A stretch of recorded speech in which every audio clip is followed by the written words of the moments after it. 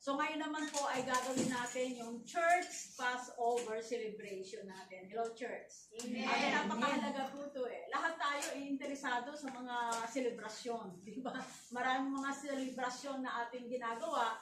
Pero ang higit nating ipagdiwang ay yung Passover celebration. Now, ano ba ang Passover celebration? Ito po yung ginawa ng Panginoon Kristo para sa atin. Amen. Nasalit na tayo po ay mapasa impyerno, ay hindi na tayo mapupunta doon dahil tayo ay ang lakuban ng dugo ng Panginoon Kristo. Tayo po ay hindi na untouchable kung baka parusa. Amen. So bago ako dumako sa salita ng Panginoon, tayo muna ay manalangin. Aming Ama sa langit, maraming salamat nga o Diyos sa araw na ito. Kayo nga po ay Diyos na banal. Kayo po, Panginoon, ay aming niluluklok, Panginoon, sa iyong mataas na trono, Panginoon. Maraming salamat, Panginoon, na sa araw na ito ay patuloy mo kaming samahan at pangunahan, Panginoon, sa aming gawain na ito, O Diyos. Kayo nga po ang maitaas, kayo po ang bida, Panginoon, sa selebrasyon na ito, O God. And I pray for your anointing, the Holy Spirit to flow over us. And thank you, O Lord, O God, na kayo nga po ang patuloy na mangungusap sa amin sa pamamagitan ng iyong mga salita. Bigyan mo kami ng sapat na kaunawaan, Panginoon. Sa pangalan ni Jesus. Hallelujah! Amen. Praise God! Sa Luke chapter 1, verse 26 hanggang 31, ito yung mababasa natin na si ang Angel Gabriel ay dumating sa bahay o sa kinaroroonan ni Maria. At kinausap siya ni Angel Gabriel. At ang sabi niya, naku, ikaw ay kalugod-lugod sa harapan ng Panginoon. Ang sarap na sasabihin ka na ikaw ay kalugod-lugod. Amen. Amen. Yung pangalan mo, sabihin niya, specifically yung pangalan mo, ikaw ay kalugod-lugod. Amen. Sa harapan ng Panginoon. Amen? Amen. Hallelujah. At dahil nalugod ang Panginoon sa kanya, ay sinabi ni Angel Gabriel na sa iyo, ikaw ay magdadalang tao at manganganak ng isang lalaki at tatawagin mo siyang Jesus. Naku, sabi ni Maria, oh my! Sabi nga, paano ko manganganak? I am a virgin. Bagamat siya ay nakatakda na ikasal kay Joseph, pero wala pa nangyayari sa kanya, sa kanilang dalawa, di ba? Kaya sabi niya, hindi po pwede yun, hindi pa ako, ako ay virgin pa. Sabi nga, ay nako, huwag kang mag-alala, Maria, lulukuban ka ng banal na Espiritu Santo at dyan sa dinadala mo, sabi nga noon, siya ang makakagawa nito. Amen? Praise God. Dahil alam naman natin na ang Diyos ay walang imposible, walang mahirap sa Panginoon. Amen? Amen ba? Amen. Praise God. So yung salitang Jesus, sabi nga, tatawagin mo siya na ang pangalan ay Jesus. Na ang ibig sabihin ay Jehovah Salvation. In John chapter 1, verse 1, ang sabi doon, ito po ay sinulat ni John, ni Apostle John. Ito po yung masyadong close kay Lord Jesus. Ito yung nakahilig sa dibdib ng Panginoon Kristo. Siya po yung sumulat dito. Sabi niya ganon sa verse 1, in the beginning was the Word. And the Word was with God. And the Word was God. Amen. Amen. So si Jesus, sabi nga nun, yung salita, nung panimula pa, nung simula pa, likhain pa ang sanlibutan, ang langit at lupa, nandun na yung salita. Yes. Yung binibigkas ng ating God the Father, nung siya ay nag-create, eto yun eh. Nung sinabi niya, let there be light, nagkaroon. Yes. Amen. Amen. So sabi in the beginning, sabi nga, nung simula pa, nandun na ang salita eh. At ang salita kasama na ng Diyos. At ang salita ay Diyos. Sabi sa verse 14, ano po sabi doon? At ang salita, sabi ganon, naging tao ang salita. At siya ay nanirahan sa piling natin. So the Word became flesh and dwelt among us. Yun po yung sabi sa verse 14. So the Word Jesus Christ, ibig sabihin siya po ay eternal. Walang hanggang Diyos. Siya po yung total expression of God. Ang Panginoong Jesucristo. The living word. Now, ang Biblia, yung hawak-hawak nyo ng mga Biblia, yung mga binabasa natin, ito yung written word. Amen. But Jesus Christ, nung siya po ay nagkatawang tao, siya po yung living word. Amen. Amen. Naging buhay ang salita. Yung po yung sinabi salita ng Panginoon, God and human flesh. 1 Timothy chapter 3, verse 16, God was manifested in the flesh. So therefore, He is fully man, but He was also fully God. Siya ay Diyos, tao. Hindi katulad doon sinasabi nila ng iba na si Jesus ay tao lang. Siya ay nagkatawang tao. Siya ay Diyos, tao. Amen. Amen. Praise God. Colossians chapter 2 verse 9 says, For in Him, Jesus Christ, dwells all the fullness of the Godhead bodily. Yung buong kalikasan ng Diyos ay nakay Kristo nung siya ay maging tao. Now, Jesus means the Lord is salvation or God saves. Ay yung kanyang buhay, yung kanyang kamatayan, ay ipinagkaloob niya, ibinuhos niya yun para mapagbayaran yung kasalanan ng sangkatauhan. Amen. Amen. Yung kasalanang mang yun ay past tense, nakalipas. Yung kasalanang mang yun ay kasalukuyan, present. O yung kasalanang mang yun ay hinaharap, future. Whether past tense, present, or future, ay napagbayaran na ng Panginoong Jesucristo dahil sa kanyang buhay na matuwid at yung kanyang kamatayan sa krus. So dito mismo, sa talatang aking sinare sa inyo, ito po ay yung pangalang Jesus, ito po yung kapahayagan ng kanyang identity at yung kanyang misyon. Amen. May misyon ng Panginoong Jesucristo. So ano ba yung ginawa ng Panginoong Jesucristo? Philippians chapter 2, verse 6 to 8. Ang sabi po dyan, basahin ko sa Magandang Balita Biblia, sinabi na bagamat siya ay Diyos, sino yung Diyos? Si Jesus Christ. Bagamat siya ay Diyos, hindi nagpilit na manatiling kapantay ng Diyos. So, ibig sabihin, si Jesus hindi position conscious. Yes. Hindi siya position conscious ang Panginoong Jesucristo. Kundi sabi niya sa verse 7, bagkos hinupad niya ang kanyang katangiang pagka-Diyos. Nagkatawang tao at namuhay na isang alipin. And in verse 8, nang maging tao, siya ay nagpakababa at naging masunurin hanggang kamatayan, oo, hanggang kamatayan sa krus. Amen. So, ang Panginoong Jesucristo, hinubad niya saglit. Saglit lang. Amen. Hinubad niya sandali lang yung kanyang pagka-Diyos, yung kanyang power. Hinubad niya, bagamat nasa kanya yung kapangyarihan yun, hindi niya yung ginamit. Kundi siya ay nagmistulang, nagkatawang tao. Diba? Naging tao siya. At nakipamahay sa atin. Kumbaga, alam niya, inalam niya kung ano ba ang tao. Diba? Na ang tao ay madaling magdamdam. Ang tao, maraming mga dalahin. Alam niya. Nandiyan ho ba kayo? Amen. Yung po yung isinuot niya Hinubad niya, isinuot niya. Yung pagiging tao. Now, again, bagamat siya ay Diyos, hindi siya kumapit. Hindi niya hinawakan yung kanyang posisyon. Kundi salip sa kanyang layunin. Yun ay ang maglingkod sa tao. Kaya kuminsan, tayo, gayabang natin kuminsan, leader ako, pastor ako, amen, ng church. Nandyan ho ba kayo? Hello? Si Jesus nga hinubad niya Wala siyang alintana Kung babasahin niyo yung Biblia, ang daming salita na sinasabing, Jesus! Hindi naman sinasabi, tama ba ako? Tinatawag lang siya sa pangalan niya at hindi siya nagagaling doon. Ay, Panginoon ako, Panginoon. Hindi niya sinasabi, tama ba? Amen. Praise God. So siya ay nagpakababa mismo, katulad ng isang tao. Amen. So again, inuulit ko, si Jesus Christ, hindi siya position conscious, but purpose conscious. Amen.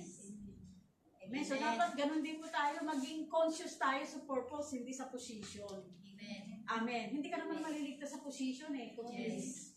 Kung buhin mo naman. Ay, hindi ayos sa harapan niya. Nandyan ho ba kayo? Okay, hindi mo pwedeng ipagmalaki yung position na yan. Ang mahalaga yung tamang relasyon sa Panginoon. Yes. Amen. Ano ang layunin ng Panginoon sa Kristo? Bakit siya naparito at nagkatawang tao upang ang purpose niya is to serve. Sabi nga natin to serve. To serve. Amen. And to give His life as a ransom for many. Ito po yung layunin ng Panginoong Jesucristo. Naparito siya upang paglingkod at ialay ang kanyang buhay upang matubos ang marami, upang tayo ay matubos. Amen? Amen. Hallelujah. Praise God. So kung tayo po ay tinawag ng Panginoon, anong purpose natin? To serve. To serve. Amen. Amen. To serve the brethren. Pumayo. Gawin yung pinapagawa ng Panginoon. That is serving. Yes. Serving Him and serving people. Yes. Amen. Amen. Hallelujah. 1 Corinthians chapter 5 verse 7-8 says, at mabuting balita, Biblia ulit, sabi niya, kaya nga dahil natubos na tayo, hello mga natubos. Amen. Amen. Kung natubos ka na ng Panginoon sa Kristo, ang sabi nito, alisin na ninyo ang lumang libadura, ang kasalanan. Amen. Hello mga natubos. Amen. Alisin na ang kasalanan. Alam mo rin yung sinasabing kasalanan dito, na alisin na, yung mga favorite sin, yung bang binabalik-balikan? Amen. Hello? Ito yung ginawa Lord, sorry. Sa susunod na naman, balik na naman dun sa dati. Nandiyan ho ba kayo? Naalala ko tuloy yung istorya sa Bible eh. Gusto ba niya ng istorya, di ba? And yung baboy, sabi niya yung baboy, kahit paliguan mo yan ng paliguan, babalik pa rin sa lubluban. Tama. Bumabalik pa rin. Sa sunod, paliguan mo na naman. Balik na naman sa lubluban. Wala nang dito. Nagkasala, Lord, sorry. Diba? Balik ulit. Ang sakit naman naihintulad sa baboy. Mayroon pang isa. Yung aso. Diba yung aso, sabi nga nung pagsumuka, yung kanyang kinain, kakainin na ulit yung kanyang suka. Hello? Hello? Wala namang ganun dito. Yes. Amen. Kung inayawan mo na, hindi mo na babalikan. Amen. Amen. Hindi naman tayo baboy, hindi naman tayo, aso. Amen. Narito ba kayo? Bigla ko naalala yun eh. Amen. Amen. Kaya sabi niya, alisin na ninyo yung dati, yung noon, yung lumang libadura ng kasalanan upang kayo'y maging malinis. Amen. Sa gayon, matutulad kayo sa isang bagong masa na walang libadura. At ganyan nga kayo. Purihin ng Diyos, mga bagong masa. Sapagkat inihandog na ang ating korderong pampaskwa, si Kristo. Naihandog na siya para sa atin, sa ikatutubos ng ating mga kasalanan. Kaya ialay natin yung kanyang buhay sa Kanya sa umagitan ng paglilingkod. Sabihin ng paglilingkod. Paglilingkod. Amen. Verse 8, kaya't ipagdiwang natin ang Pasko, ngunit hindi sa pamamagitan ng tinapay na may lumang libadura ng kasalanan. Let's celebrate. Amen. Wala kang karapatang mag-participate sa celebration na to kung ikaw ay nasa kasalanan pa. Kung mayroon man, abay magsisi ka na. Amen. Amen. At malilinis ka. Yun naman ang sabi niya sa 1 John 1:9. Amen. If we confess our sins, He is faithful and just to forgive us and to cleanse us Yes. from all unrighteousness. Yung po sabi ng Panginoon. Hindi daw natin, dapat ipagdiwang natin ang Paskwa. Ito, pag diniwang natin ngayon, hindi na sa kasalanan at kahalayan, kundi sa pamamagitan ng tinapay na walang libadura sa gisag ng kalinisan at katapatan. Amen. Amen. So yung pong yeast dyan o yung leavened bread o libadura sa Tagalog, ito po ay simbolo ng kasalanan. Na ano ba ang kasalanan? Ang kasalanan, alam mo sa totoo lang, lalo na pag yung kabataan, curious yan sa mga bagay-bagay. Masubukan mo. Ay, di ba?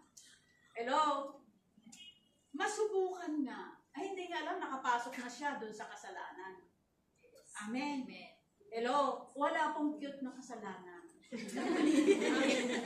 Kasi kung minsan, siya. Hello? Amen. Ang spelling yan, kasalanan pa rin.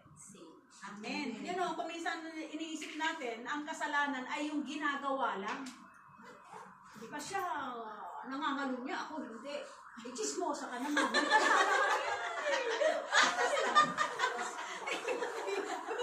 Amen. Sin is a sin. Kasi kung minsan iniisip natin, di ba iniisip natin, yung gawa lang, hindi.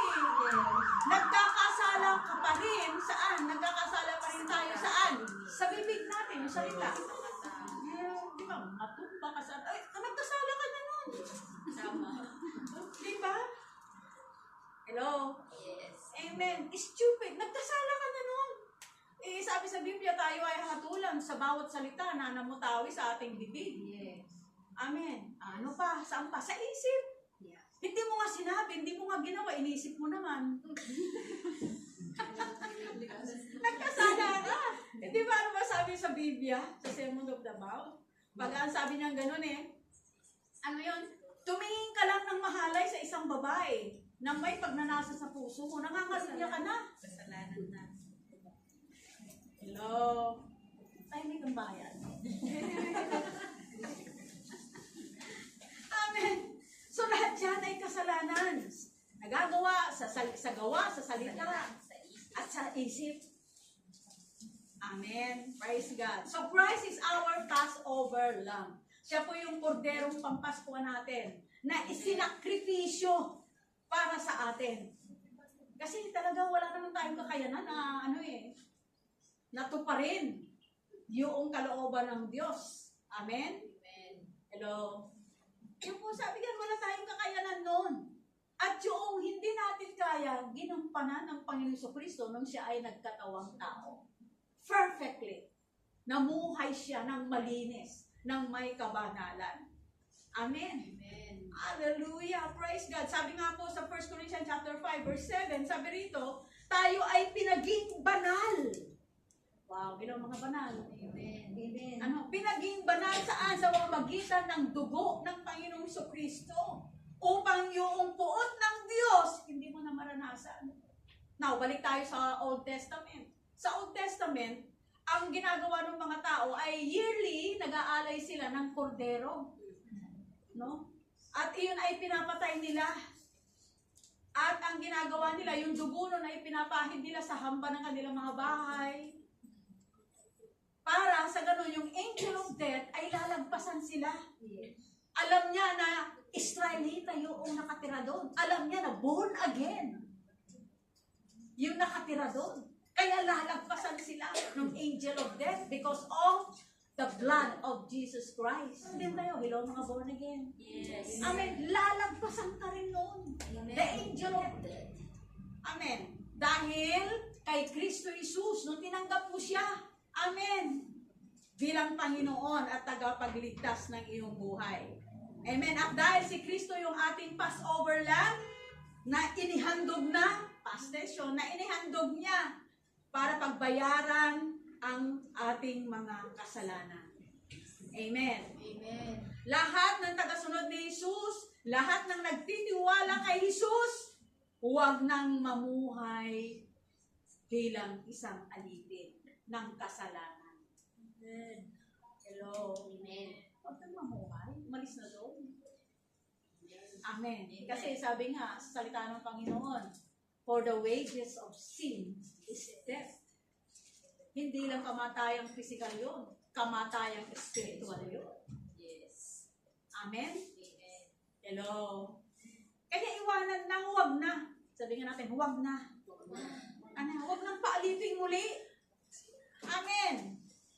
Tandaan po natin, tayo po ay hindi lang basta pinatawad sa lahat ng ating mga kasalanan.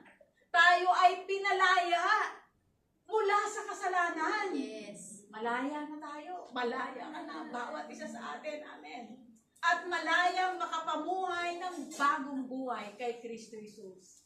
Amen? Amen. Praise God. Hallelujah. Praise the Lord.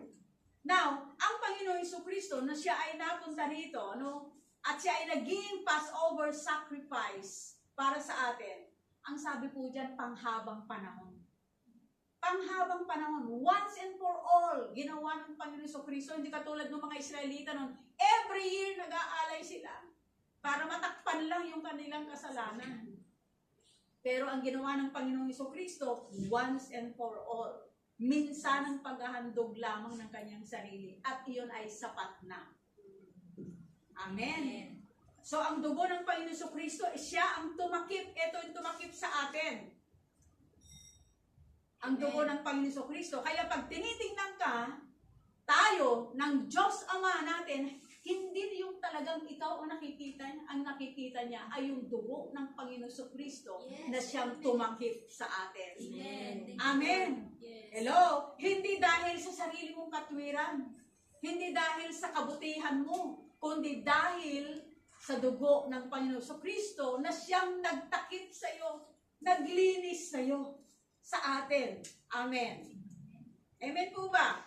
Amen. So, Jesus mismo, sa Matthew chapter 26, verse 17 to 28, si Jesus ay ipinagdiwang niya yung Passover with His disciples. Katulad ng gagawin natin ngayon, ipagdiriwang natin yung ating Passover with the Lord. So, Jesus institute the Lord's Supper. Itinatag niya yung hapunang Pampaskwa o yung banal na hapunan. Siya mismo ang nagtatag nito. Amen. Praise God. So, ang kahalagahan ng dugo ng Panginoong si Kristo, ito po ay mababasa sa Hebrews chapter 9, verse 13 to 14. Ang dugo ng mga kambing, toro, at ang abo ng dumalagang baga ay iniwisik sa mga taong tinuturing na marumi. Sa gayon, sila'y nagiging malinis ayon sa kasulatan, sa past tense. Sa Old Testament. Now, sa New Testament, verse 14, ngunit higit na di hamak ang nagagawa ng dugo ng Panginoon Jesucristo. Sa pamamagitan ng walang hanggang espiritu ay inialay niya sa Diyos ang kanyang sarili na walang kapintasan. Ang kanyang dugo ang luminis sa ating puso't isip upang talikdan na natin ang mga gawang walang kabuluhan at paglingkuran ang Diyos na buhay. Amen. Amen. So, talikdan na, talikuran na natin. Amen. Mahirap gawin, pero sa tulong ng banal na Espiritu Santo, magagawa natin. Amen. Siya magbibigay ng kakayanan sa atin upang mapagtagumpayan natin ito. Amen. Yung gawa ng hindi maganda sa harapan ng Panginoong Jesucristo. At dahil tayo ay natubos na, maglingkod tayo sa Panginoon. Amen. Hello, mga naglilingkod. Amen. Amen. Hallelujah. Praise God. So, ngayong selebrasyon ng ating Passover, dahil sa sakripisyo ng Panginoon Jesucristo, ito po ay pag-alaala. Inaalala natin yung ginawa ng Panginoon Jesucristo na inialay niya, yung tumulo yung kanyang dugo para sa atin upang tayo ay matubos sa lahat ng ating mga sala. So, inaalala natin kasi sabi niya rito ay ito ay panghabang panahon. So, ginagawa natin ito taon-taon bilang pag-alaala. Kakain po tayo ng mapapait na gulay. Mayroon po tayong ampalaya dyan. Bitter herb. Ano ba ang simbolo niyan? Yan po ay kumakatawan sa lahat ng mga kapaitan sa buhay mo. Buhay natin. Ano ba yung mga mapapait na nangyari sa buhay mo? Mga nabigong pag-aaral, nasaktan ka, nagkaroon ka ng depression, stress ka, lahat na. Amen. Mga kakulangan nandyan na. Kinuha o inako lahat ng Panginoon ang mga bagay na yan para sa atin. Amen. Ang kailangan na lang natin ay i-claim. Amen. Yung mga pangako ng Diyos, yung mga pagpapala ng Diyos. Amen. Yun na lang po yung dapat natin gawin kasi ginawa na niya eh. Inako na niya lahat eh. Amen. Praise God. So ngayong araw na to tayo po ay dadako sa ating communion. Ano ba ang communion? Ang communion ito po ay naglalarawan ng katawan ng Panginoon Jesucristo. Na sinabi niya na ito yung katawan ko na ibinibigay ko sa inyo.